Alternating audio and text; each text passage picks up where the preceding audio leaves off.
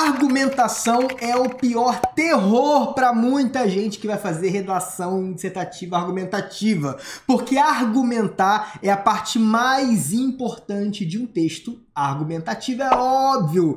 Então, muita gente, às vezes, deixa de fazer uma boa redação e deixa de passar numa prova importante que vai determinar o futuro da pessoa porque ela esbarra numa argumentação fraca, uma argumentação cheia de lacunas, uma argumentação frágil que o corretor até tem pena de você quando lê a sua redação. Ele tinha, porque hoje, determinantemente, é um divisor de águas para você que vai fazer uma prova de redação argumentativa e precisa argumentar bem de forma decente. Então presta muita atenção nessa aula, porque eu não vim de bobeira, eu quero que você também não venha de bobeira para você aprender definitivamente a argumentar. Essa nossa aula vai ter 3 partes muito importantes. A gente vai trabalhar primeiro a seleção do melhor argumento, depois a fundamentação desse argumento, e aí na parte 3 a gente vai passar uma técnica dos raciocínios lógicos. E eu tenho certeza que amanhã mesmo, depois de ver essa aula, você já vai ser capaz até de ajudar pessoas a argumentar, porque você vai ser tão proficiente, tu vai ser tão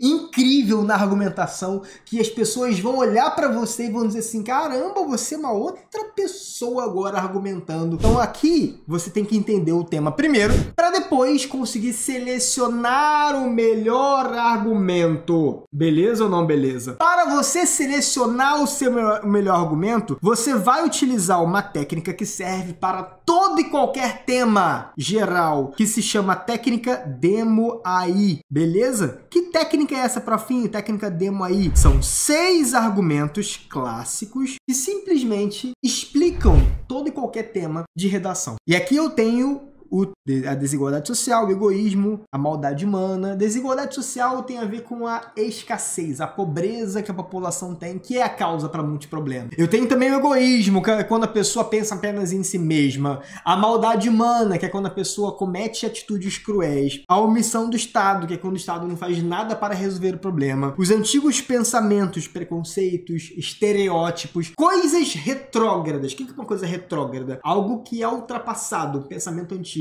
que ainda se mantém. Preconceito contra a população LGBTQIA+. É um pensamento antigo, é um antigo comportamento, um antigo pensamento. E a invisibilidade social, que é o que eu vou escolher hoje para explicar os meios para garantir a dignidade da população refugiada no Brasil. O que significa invisibilidade social? Preste atenção! Invisibilidade social é quando a população refugiada é tratada como se ela fosse invisível. É muito, muito, muito legal esse tema aqui. Ele é um tema que é muito parecido com o que caiu no Enem 2012. O Enem 2012 falava sobre imigrante. E não é porque caiu em 2012 que não pode cair de novo algo voltado à questão da imigração, porque a gente está vendo que em alguns momentos os temas de concurso e de prova de Enem se repetem e eles podem se repetir de formas diferentes. O assunto ele pode se repetir. Então você tem que estar preparado para isso, beleza? Invisibilidade social, você entendeu o que é? Quantas pessoas refugiadas você viu na televisão? Várias. Qual o nome de uma pessoa refugiada que você conhece? Você sabe o nome da pessoa? Você se interessou em ir lá no abrigo de refugiados? Você se preocupou com isso? A sociedade se preocupa com as necessidades da população refugiada como deveria? Ou você vê de longe, como se fosse um fenômeno externo? Muita gente não se preocupa de verdade. Olha de longe a situação como se fosse algum filme, né? Recentemente no São Paulo teve lá uma população refugiada que veio, saiu, né, do país, estava fugido, e ficou hospedada, né? Ficou refugiada ali no aeroporto por dias. Teve até um surto de sarna ali no próprio aeroporto de Guarulhos, se não me engano. E aí eu fico vendo aquele negócio na televisão e eu fico muito impressionado, porque tem gente que olha aquilo ali como se fosse um filme. Olha só, parece que é ficção, só que não é ficção, é realidade.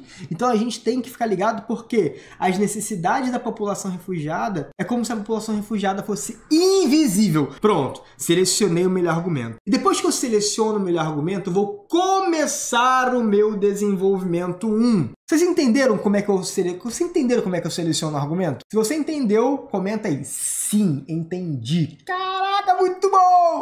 Eles estão deixando a gente sonhar. Depois que eu seleciono o argumento, eu vou apresentar esse argumento no meu desenvolvimento. E aí, agora entra um ponto que eu quero sua atenção, tá? O nome dessa apresentação é tópico frasal. Aí lá vem ele falando coisa que eu não conheço. Cara, tópico frasal não tem nada demais, tá? É muito simples de fazer. Basta você apresentar o argumento que você selecionou. É só isso. Tópico frasal nada mais é do que o momento em que você apresenta o seu argumento. Tópico frasal é uma apresentação do argumento que você escolheu. Pronto, escolhi o argumento e apresentei. Aí, profinho, eu tô até entendendo, mas eu tenho dificuldade de colocar no papel essa ideia. Não tem problema não, tá? Aqui, ó, vou te mostrar o meu guia de redação.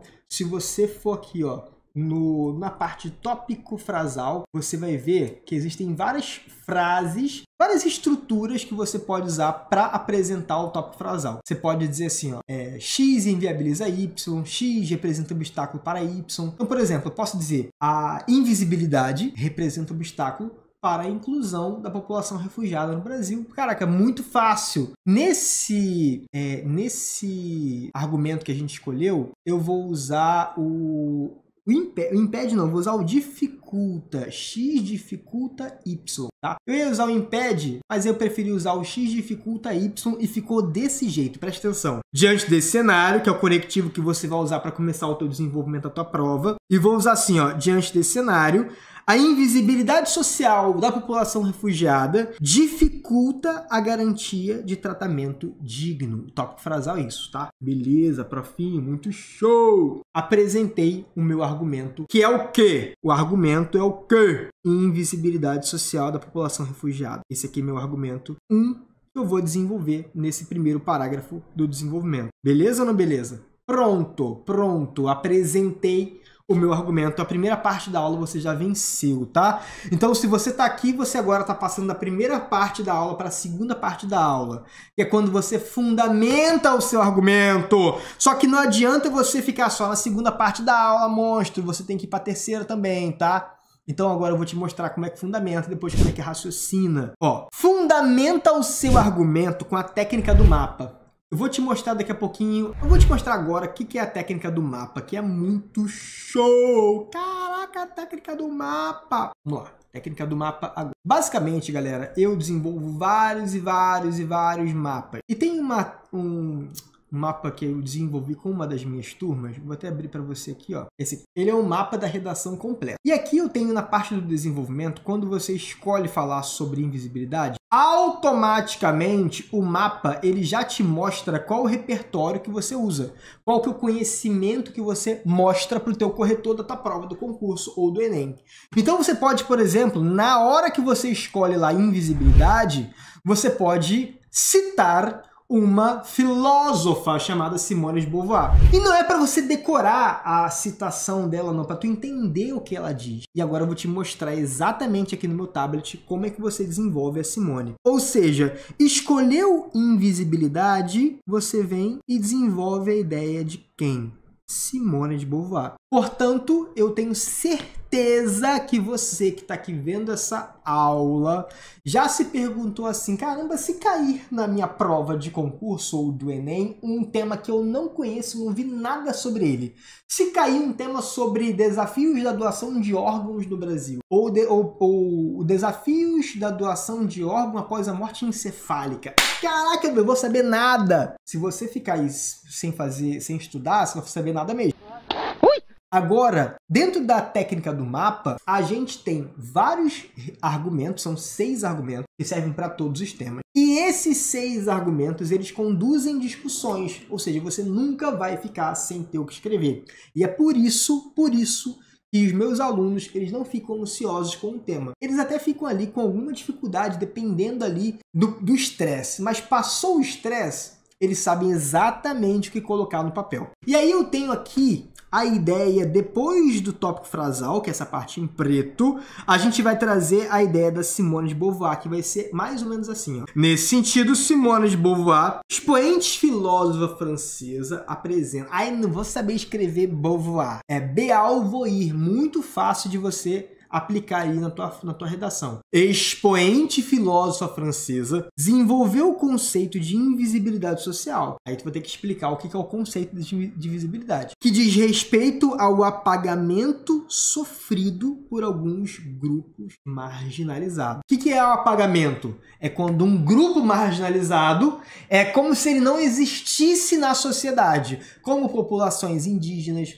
populações em situação de rua, populações que sofrem pobreza menstrual, por exemplo, são as mulheres dentro de situações de vulnerabilidade. São povos e comunidades tradicionais, como foi o tema do último Enem. Povos refugiados também sofrem esse apagamento crônico. Então, a ideia da Simone de Beauvoir, ela se encaixa em vários temas. Você não tem que buscar muito repertório. Quem pode comentar? Quem pode colocar isso no comentário aí, nos comentários? Por favor, não tem que buscar muito repertório. Repito, não tem que buscar muito repertório. Você apenas tem que ter os repertórios certos. Ó, eu só trabalho um número limitado de repertórios com os meus alunos. Por quê? Porque os meus alunos são limitados? Claro que não, meus alunos são os mais perfeitos do mundo. Que lindo, cara! Mas, por exemplo, se eu tenho lá o argumento da desigualdade, eu só preciso de 2 repertórios. Período colonial e esse cara aqui, ó, que é o Amartya. Se eu vou falar sobre egoísmo, eu só tenho um repertório aqui, eu só preciso de um repertório. Se eu falo de maldade, eu só preciso de 2 repertórios. Se eu falo de omissão do Estado, eu posso até ter 3 repertórios, não precisa de mais. Se eu tenho antigos pensamentos, eu falo de 2 repertórios. E se eu tenho invisibilidade, eu falo de 1. Pronto.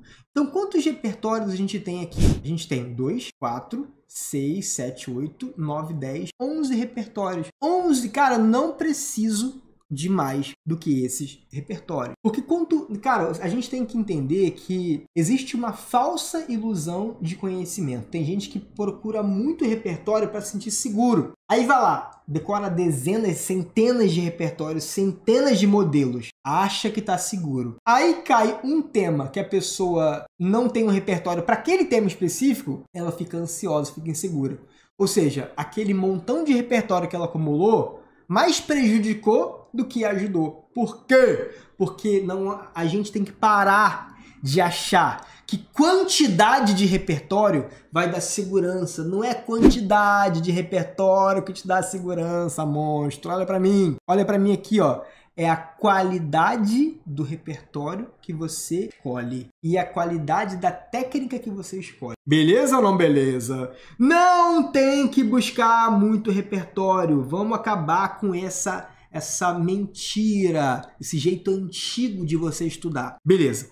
Depois que você fundamenta, aí agora a gente entra no terceiro e último tópico da nossa aula, que é a parte em que você aprofunda com seus raciocínios.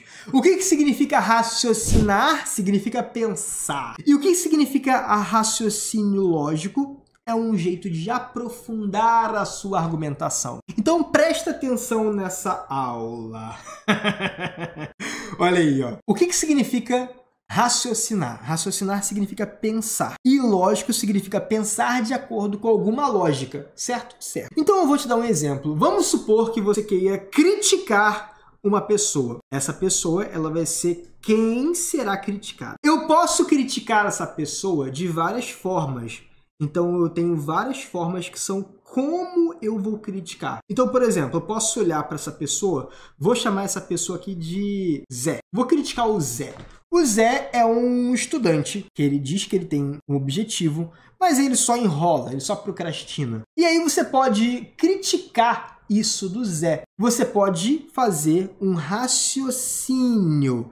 Esse raciocínio ele vai ter um nome, tá? O nome desse raciocínio vai ser denunciar a procrastinação. Ou então você pode criticar o Zé de outra forma. Mostrar que o Zé é uma pessoa sonhadora demais. sonha demais, não bota nada em prática. Ou seja, qual que é o nome desse raciocínio que você vai criticar? Denunciar a utopia. Utopia significa isso, significa sonhar demais, fazer de menos. Ou então, você pode dizer que o Zé, ele não procrastina, ele não sonha demais, mas ele não faz nada, nada. Nem procrastinar, ele procrastina.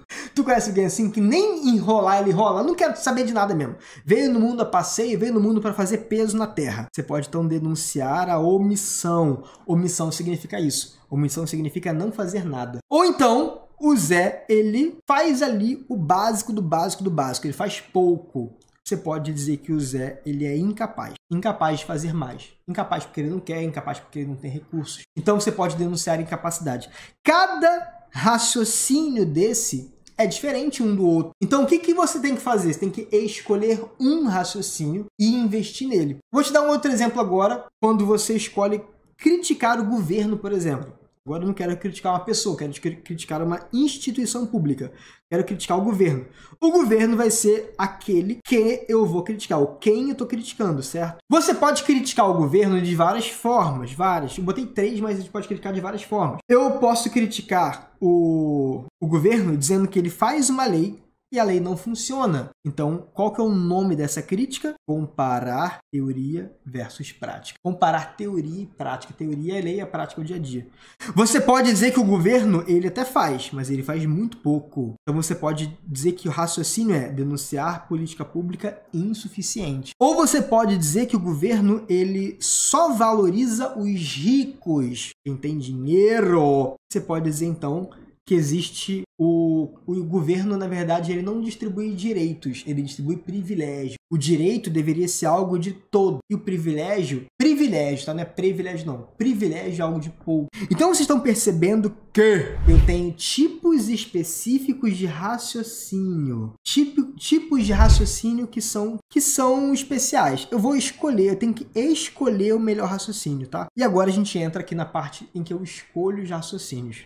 Deixa eu fechar aqui para carregar a página que tá bem pesado. Então se liga. Aqui, ó, eu tenho... Vou precisar deixar ela aqui assim, tá? Quando eu tiver citado um filósofo, que foi o caso da Simone de Beauvoir, eu posso escolher 5 raciocínios diferentes. Eu posso denunciar a utopia, eu posso denunciar a indiferença social, comparar realidades, direito versus privilégio ou denunciar a perpetuação. Estão percebendo que cada raciocínio desse tem um númerozinho específico aqui, ó. Tá dando problema aqui no meu negócio. Se liga só, eu tenho aqui um número para cada um. Por que eu tenho um número para cada um? Porque dependendo do raciocínio, eu vou lá na minha lista e eu escolho o número que melhor se adequa, que melhor se encaixa. Então, por exemplo, tem esse mapa aqui, ó, essa lista aqui de 32 frases argumentativas prontas. Eu vou deixar vocês darem um print depois do final da aula, tá?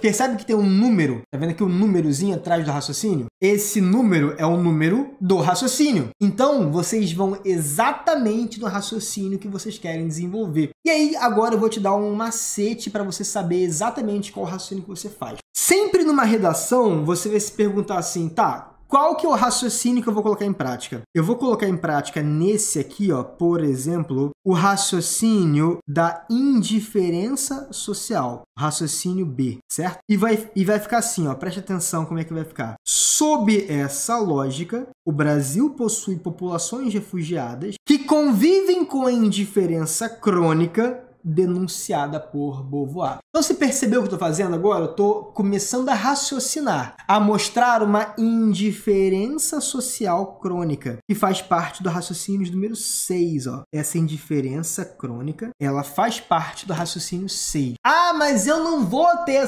essas frases bonitinhas para colocar. Não tem problema, não precisa. Por quê? Porque aqui dentro, quando você for escolher o raciocínio 6, que é denunciar a indiferença social, já está aqui, ó. A sociedade indiferente ao problema. Ah, e se você quiser usar, por exemplo, o comparar realidades, você já tem a frase aqui, ó. O Brasil possui vítimas. Quem são as vítimas? Populações refugiadas que vivem o problema denunciado por X. Quem foi a pessoa que eu citei no parágrafo? Foi Simone de Beauvoir. Então aqui na verdade a gente escolheu o raciocínio comparar realidades, tá? Que foi o raciocínio 32. Não foi nem o raciocínio 6. O raciocínio 32 que a gente escolheu aqui agora, tá? Então ficou assim, ó. Comparar realidades. O raciocínio que a gente utilizou aqui. Beleza ou não beleza? Então, vocês agora têm Ok. Tem que entender. É muito fácil